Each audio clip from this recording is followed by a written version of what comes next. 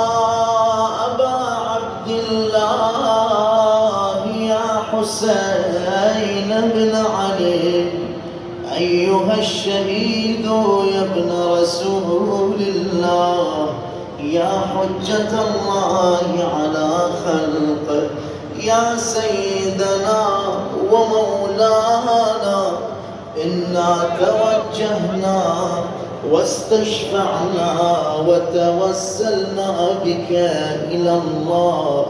وقدمناك بين يدي حاجاتنا يا وجيها عندك اشفع لنا